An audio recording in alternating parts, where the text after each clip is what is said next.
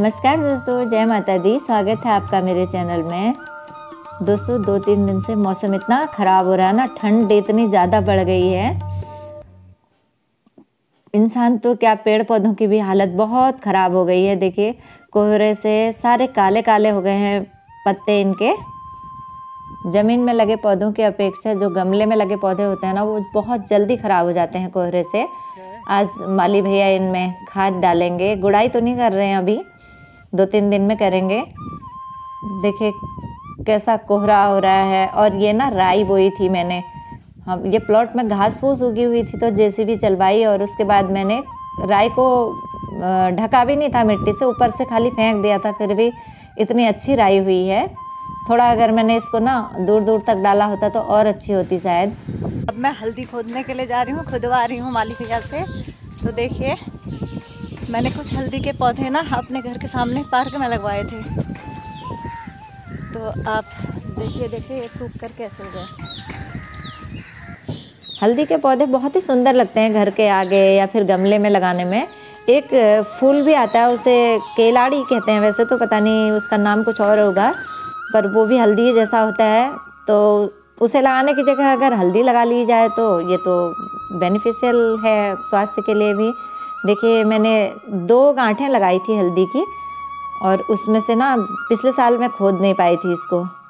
अभी भी थोड़ा लेट हो गया है। ये सूख तो गई हैं इसकी पत्तियां, लेकिन सेल इसकी ऊपर ही आई हुई हैं, ढकी भी नहीं है। गुड़ाई नहीं हो पाती है पार्क में, तो पानी तो लगता रहता है। 2013 में मेरे बेटे का जनेऊ हुआ था, तो उस समय पहाड़ से कच्ची हल्दी की गांठ लेकर के आए थे मम्मी और बुआ लोग। उसमें से कुछ बच गई थी, कुछ तो पूजा में यूज हो गई थी, और उसे हमने गमले में लगा दिया था। वहीं से ये बीज बनते बनते ना आज तक चल रहा है। मैं 2-2 गांठ इसकी हर बार लगा देती हूँ, और ये हर बार 2-2 3-3 टोकरियाँ इसकी हो जाती हैं। पौधों की ग्रोथ बढ़ाने और उन्हें स्वस्थ रखने के लिए, यानी कि उन्हें पोषण देने के लिए खाद की आवश्यकता होती है। समय समय पर खाद डालनी चाहिए।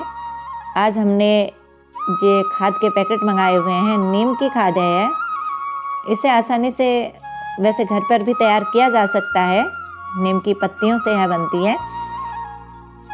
ये फंगस नाशक होती है, साथ में कीटनाशक होती है। हमारी क्यारी में ना बहुत सारा खरपतवार उग करके आया हुआ है। कुछ दिन पहले मैंने सरसों बोई थी इसमें, तो सरसों की भी भुजी हमने बना के खाई थी, और उसी के साथ डाल दिए थे मैंने जौ के बीज।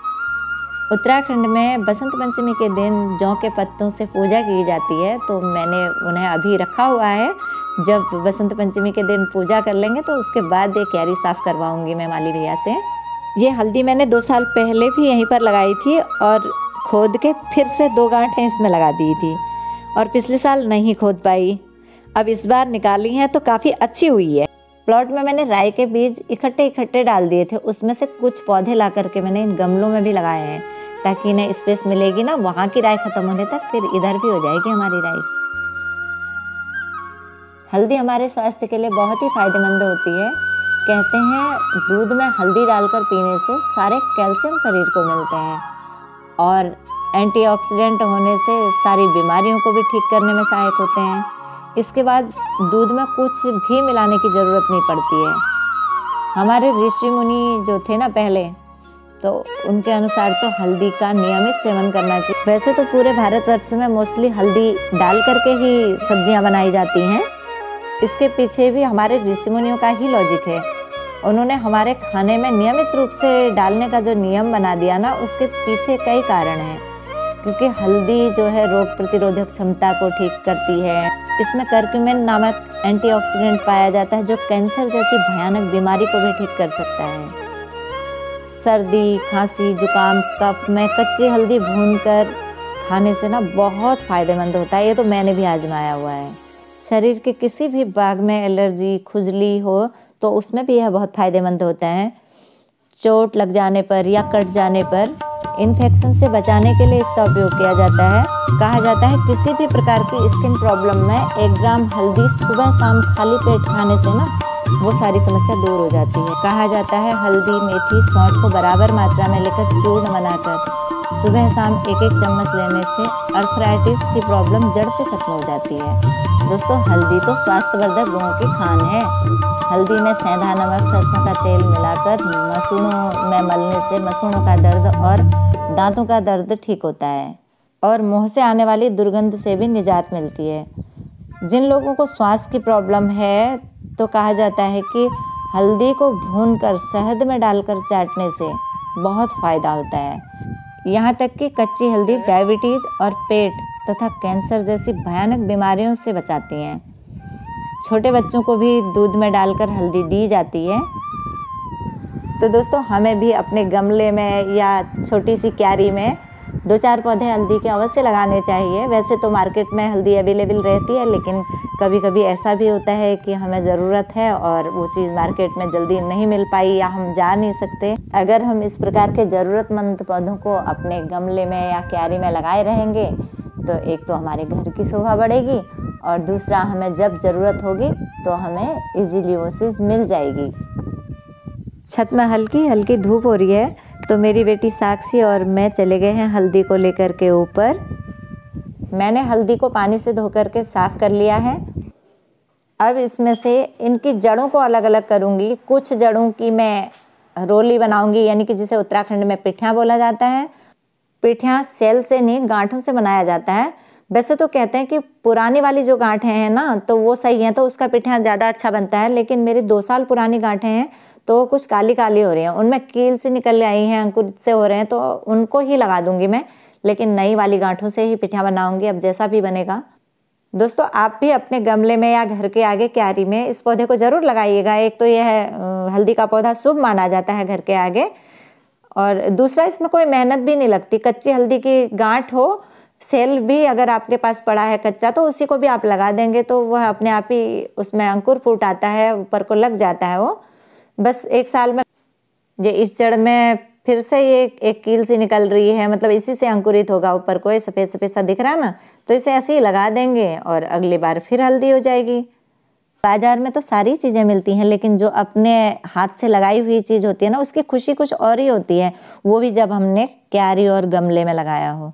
घर में तो जब लगाते थे ना तब इतनी वैल्यू नहीं होती थी, हमें तब पता ही नहीं होता था। लेकिन अब पता चलता है कि हाँ, ये चीज़ अच्छी होती है। मैंने ये सेल तोड़ के अलग कर लिए हैं और गांठें अलग कर ली हैं। कुछ नई गांठें अलग रखी हैं, पुरानी जड़ें अलग रखी हैं। पुरानी वाली को लगाती हूँ और जो नई हैं उसमें से मैं पिठियाँ बनाऊँगी। ये कितना सारा इसका कूड़ा हो गया है, जड़ें इतनी ज़्यादा हो रही थी। जो मैंने हल्दी के पौधे लगाए थे वो भी पेड़ों की जड़ों में ही लगाए थे, मतलब वो पेड़ों की जड़ में भी इतने अच्छे हो गए। अगर हम इनको खुले स्पेस में लगाते हैं कहीं पे तो और अच्छे होंगे।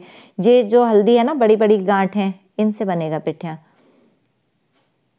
और ये सेल है, इनको सेल को पका करके सुखा लूँगी तो इसका चूर्ण बना करके फिर ये हल्दी खाने में भी यूज़ हो जाएगी और इन्हें लगा देंगे तो बस ये काम निपट गया मेरा। कितनी अच्छी लग रही है, घर की हल्दी का कलर ही अलग हो रहा। मैं इसको छील रही हूँ और इसके सेल अलग कर रही हूँ तो इतनी अच्छी खुशबू आ रही है, वो बाज़ार के पैकेट में हमें नहीं मिलती है। दवा के रूप में प्रयोग करने के लिए हम हल्दी को आसानी से अपने गमले में उगा सकते हैं या किसी भी मिट्टी में उग जाती है और इसको ज़्यादा खाद पानी की भी आवश्यकता नहीं होती है। हो तो आप चाय पत्ती की भी खाद डाल सकते हैं। देखिए, हल्दी के साथ कुछ अजीब से दाने हुए हैं, ये पता नहीं क्या है। हल्दी है एक साइड से, दूसरी तरफ है आलू के जैसे दाने हुए हैं। अगर आपको इसके बारे में पता हो ना तो मुझे कमेंट करके बताइएगा ज़रूर। और ये दाने भी ना पीले रंग के नहीं है, ये आलू के ही जैसे सफ़ेद हैं, आप देख सकते हैं इसको। तो कैसा लगा ये वीडियो आपको? अगर पसंद आया हो तो वीडियो को लाइक शेयर करने के साथ साथ मेरे चैनल को भी सब्सक्राइब कर अपना प्यार और सहयोग ज़रूर दीजिएगा। आगे को भी आपको इसी प्रकार के इंटरेस्टिंग वीडियो और व्लॉग्स मेरे चैनल पर मिलते रहेंगे। जय माता दी, धन्यवाद।